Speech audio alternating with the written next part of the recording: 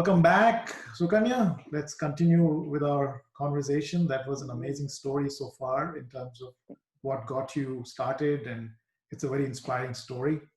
Want to get into, you've taken it to another level.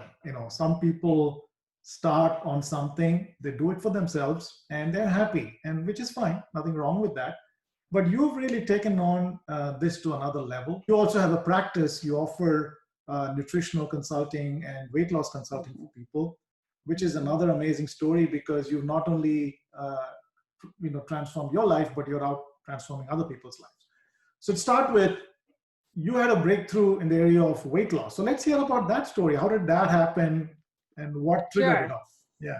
Sure. So, like I was saying, the half marathon, and then when I was doing the marathons, I understood going to the gym will actually help my half marathon running. So I went and joined the gym, and I was a regular in the gym. I used to go, and every day, 3 days a week, I used to go there. 3 days a week, I used to run. So I had a good plan going on, and but my weighing, I was focused on the weighing scale. Like anybody you ask, what is that one thing you want to do? Most of us will always say, I want the weighing scale to move. I know better now. But at that time, I was very focused on the weighing scale, and nothing happened to my weighing scale. And I know my energy was going up with all the running, and I didn't know what to do with the weighing scale part. So I went to I was at the gym, and I had an awesome instructor, Kevin. So I talked to Kevin, and I say, Kevin, can you please explain to me why I'm not losing my tummy? I'm doing all the ab work, lifting weights, I'm running, but I'm not losing my abs. So that was my focus. And then he said, it's the food that you eat, because watch everything that you eat. And I'm like, what is he talking about? I'm a vegetarian. I will, I only eat vegetarian food, plant-based food. And I think I lead a healthy life with running and getting into the gym, but what can I do with the food? Because I cannot live without my white rice. I cannot live without the food that I'm used to eating, my usual typical food. So I'm like, I don't know what to do. I make my own yogurt in the house, so I don't know what to do. So, but when he said that, it struck in my brain. I said, okay, this is my food. But it was hard. I come home, I'm cooking for my husband a different food. Kids need a different food. I put myself way down in the list of my priority, because there's no time in 24 hours. There's no time to make 3 different meals. So, anyway, so I was struggling with it. It was in my brain, and I'm like, I need to do something. And then I did small changes, like maybe the rice I would eat with the quinoa, but then I didn't like the quinoa taste. And then I would, instead of white rice idlis, I would change it with a suji idli. So I'll make some small changes, but I needed my comfort food all the time. Then one fine morning, my husband got diagnosed with diabetic. And since he's a physician, he knew that diabetic, he has to take it seriously. So he got up and he said, I need to change we need to change my food habits. And so we started Googling. We said, okay, what are the things that we can make for him to keep his numbers right? And so small changes we made in the house. There's something called crack wheat in the Indian store. So we replaced the white rice with crack wheat. And then he couldn't eat white rice based any food. So I had to change that. And we had a lot of chapatis in the house. Wheat is good. And so everything that he had to eat, I need to Google, and I need to check the GI, and if it's okay with him or okay not with him.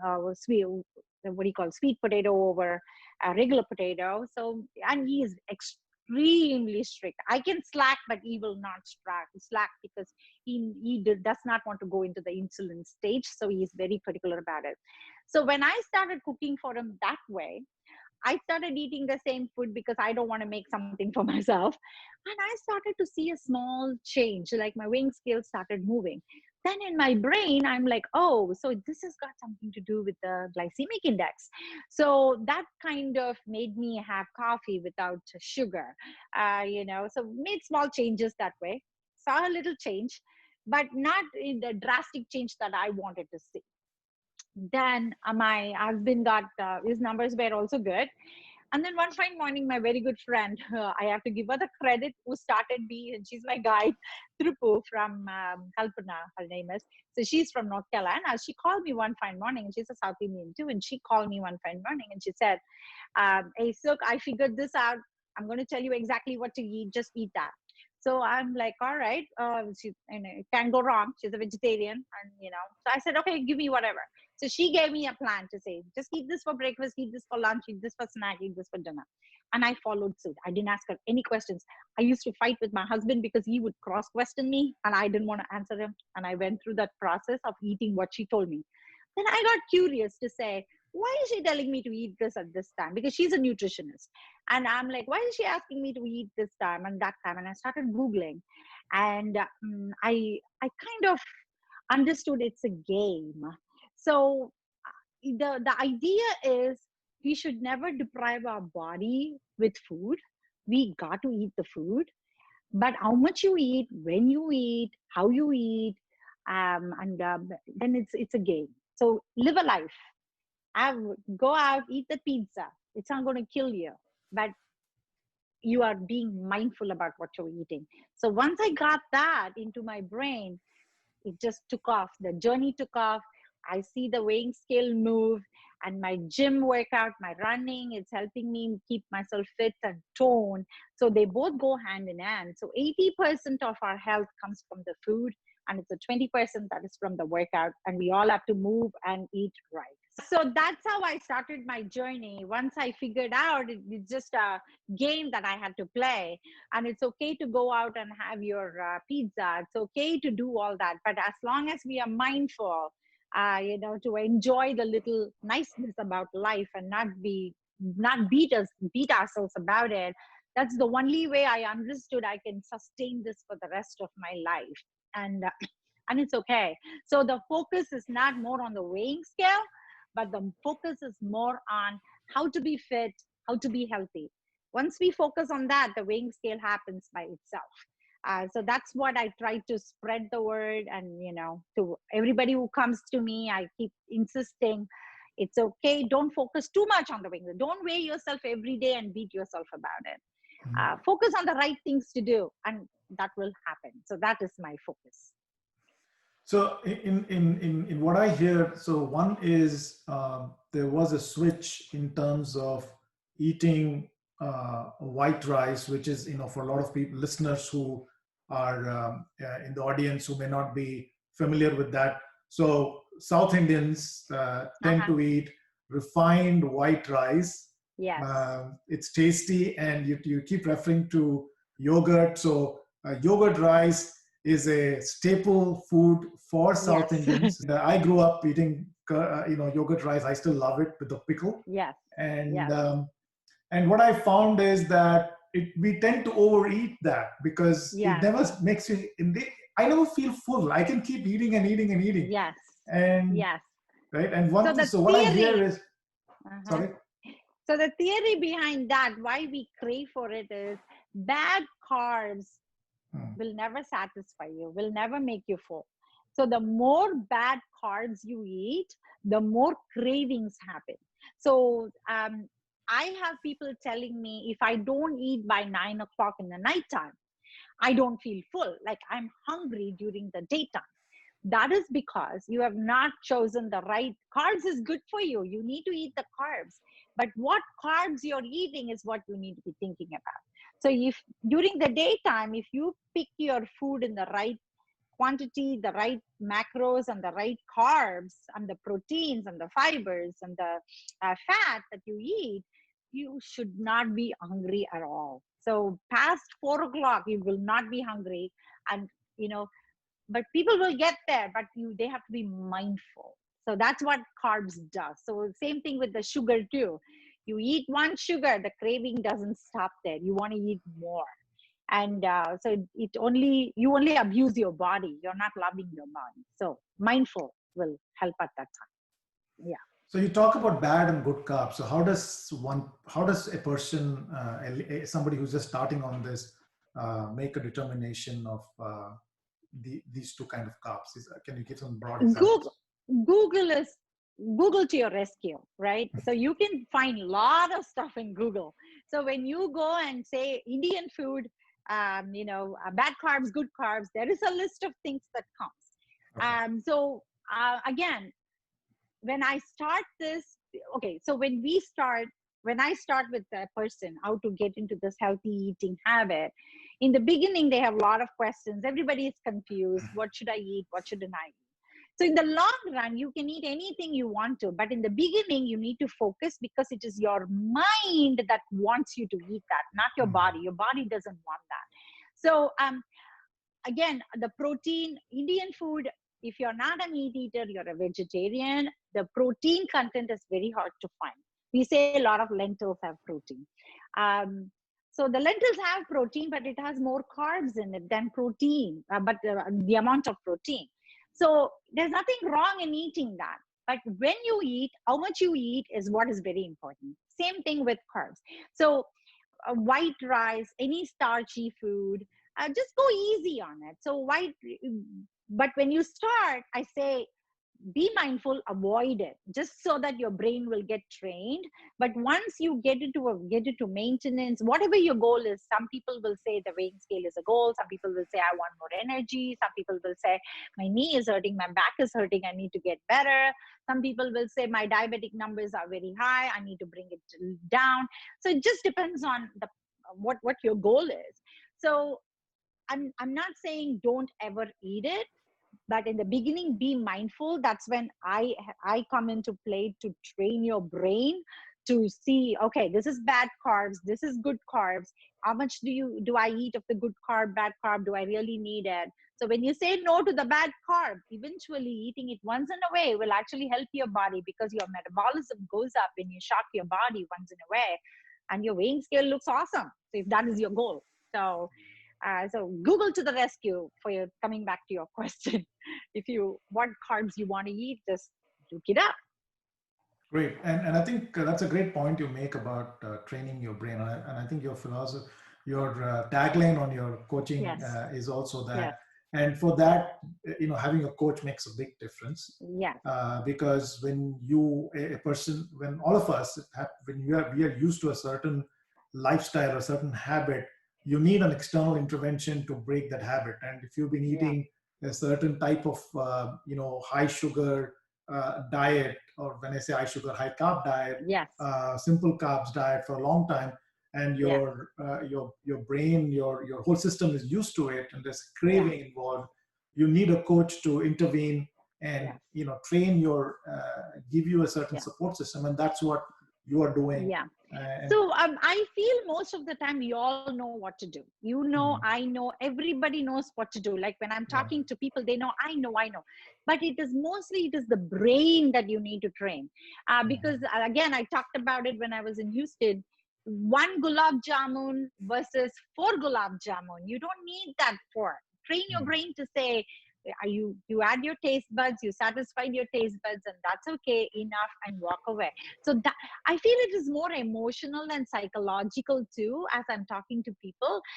Like when people come and say, I ate this at 7 o'clock, but I'm hungry by 9 o'clock. A little hunger, you won't die, but with starvation, you will die. But to get to that starvation, it'll take you a long time. You have to be hungry for days to get to the starvation point. So so your brain is the one that is messing you up. So you need to tell your brain, calm down, it's okay, I got this. So I think if we do that, more psychological, we all can get there. So yeah. Yeah, in the last episode with Dwayne, we talked about sympathetic and asympathetic nervous Yes. system, and Yes, how I our remember. bodies, right, our system is designed to do fight or flight, Flight. and a Yeah. lot of these stimuli for fight and flight comes in day to day. It could be even that, hey, if I don't get that sugar, oh my Yeah. gosh, something's going to happen Yes. to me, and then you're on automatic mode. And Exactly. Yeah. yeah, that makes a lot Yeah. of sense. Yeah. So maybe 3 tips from you, just 3 tips Okay. for people who want to start something, Uh-huh. have a Sure. breakthrough. What would that be? Okay. I just wrote something. Okay. Any basic workout, keep your body moving. Okay. Whatever works for you. My lifestyle, I'm able to go to the gym every day. Lifestyle, I can run, but not everybody can do what I am doing. Do some form of moving. They say 10,000 steps per day. So try to get to 10,000. It won't happen overnight, but get there. Drinking a lot of water actually helps you. It clears your skin, your acne, even with kids, it cleanses you, metabolism gets better. So drinking water is always good. And eat your food. Don't deprive yourself. Don't go into all these fad diets that says keto diet or Whole30 diet. And there are a lot of diets out there, but those diets deprive. I feel it is a yo-yo diet, because when you're in that diet, you tend to be, your body feels good, your clothes feel better, your weighing scale looks better. But then when you stop it and you say, oh, I have done that for so many days, now I don't need that, that's when you put on your weight back, or it comes back and you don't feel good. So that is something that you can't sustain forever. And be mindful look at your plate and see if you have all the macronutrients that you have. See if you have enough protein, carbs, fiber, fat. It's okay to eat that, but I would keep everything before 4 p.m. Eat your carbs, everything before. After 4, it has to be as light as it can be. So eat some light food, not heavy carbs, not heavy protein, and finish by 7. You do not have to eat by 9. I know some people have work, some people work late, but don't eat and immediately go to sleep. Be active, move around, don't be lethargic and watch Mm-hmm. TV. And if you just watch out to these simple points, you will see a change. Your mood gets better, your skin gets better, your energy is better, you sleep better, your acidity goes away, because you're not eating and sleeping immediately. You are a better person, and you just have to feel good. And if you focus on that, you will see a change in and out just for yourself. So those are some few pointers I would give. So yeah. Great. And I'll share your contact on the Yes, show please. notes. And Thank if folks you. who want to, reach out to you for any additional coaching, especially Absolutely. train your brain. That's a great Yes. tagline. Yes, I have a blog that goes, and I write blogs every month, more focusing on fitness and encouraging people to stay healthy and not beat yourself up too much into it. Enjoy the ride, no stress. It is not a stressful process. And as a vegetarian, as a South Indian, I'm able to find food, and I never go hungry. I will not let my body go hungry. I eat my food at the right time, given time, and connect with it. And you know what? Hopefully, we'll all be healthy for a long time. But my idea is, if things happen, I don't know. Hopefully, my cancer wouldn't come back. But we don't know what is in the store. Hopefully, my body will be ready to beat that up. The immunity goes up. Hopefully, I can withstand it. Hopefully, I can fight it. And that's all I can do. After that, if things happen, it happens. So, Yeah. positive thinking. Absolutely, absolutely. Yeah. And before we sign off, I have a few rapid fire questions that I want to just do for fun. Okay. Okay. Okay. Um, so, so there's a rapid fire. So you don't have time to think. So it's going to be whatever comes to your mind first. Okay. I hope I do a better job. Okay. Yeah, just for Uh, fun. So, okay. what's your favorite running shoe? I love my Nike. Yeah. Okay. Your favorite half marathon? You did 20 of them. Which one is favorite? Oh, I like the Myrtle Beach with the shirtless fireman giving me the champagne and the tutu. I love that one. Yes. Okay. Okay. Yeah. I mean, that is for fun. But I want to say my best one is Tobacco Road, where I love the trail right there. I'm used to the trail. I love the trail, and I would go there anytime. And because of my friends also run there, and I have the support system, and I hear people chanting and running. A lot of Indians run and they chant mantras while they are running, and you can hear them, and the spirit is very good. I like my Tobacco Road in North Carolina. Yeah. Awesome. It's got an Yeah. interesting name, so it's got to do with tobacco. Yeah, Tobacco Road, exactly. Yeah. Who's your favorite fitness celebrity? I love my filter celebrity. I like Galloway because I stick with the Galloway running group, and his what do you call his his way of training people is just amazing. So I would go with him. I think, yeah, yeah. I was thinking you're going to say Rajnikant or Kamal Hassan or something. Fitness guy. Oh, then I can tell Surya, I guess. Fitness No. celebrity. Yeah, yeah, there we go. Yeah, yeah. So, how many dessert servings in a week? I have in my fridge, we call it terati pal. It's made with it's a milky thingy. It is Mhm. there, and I do get tempted nowadays when I walk, and I take one spoon, once a day, once half a spoon maybe. I'll just put it to. That's all. I don't take sugar in my. I'm giving excuses. I don't take sugar in my coffee or tea, so just that one spoon, and then I'm good. So, half a spoon per day. So 3.5 spoons a week. No, on and off, on and On off. and off. Yeah, Okay. yeah, yeah. How many running shoes is enough? No, it's not enough at all. Right now, I have three in there, but I had to, because of COVID, I haven't gone. And I'm a person who has to go to the store and then wear it and check it and all that. I can't do an online, so I have three going right now. So yeah, All right, that's good. yeah, That's good. yeah. Great. Any last, summary? Something you want to say before we sign off? Anything that you want to? Sure. So I'm saying that you know everybody is in different part of our lives going through whatever we are, but that doesn't mean life ends right there, and you can be at any age. I started running and training to be fit when I was 41, so I'm 53 right now, and so any age you can start. And just 2 years back I started this healthy eating habit, and I am where I am right now. So not if, if you put your heart to it, you can do anything. And age is no bar. You can, age is just a number. And don't beat yourself up. Do what you can. Start slow, but you should have a goal in life. And what is your goal? Only you know. So whatever that goal is, work towards it, and you can see magic happen. And you will see that your immunity goes up. You will see that you feel better physically, mentally.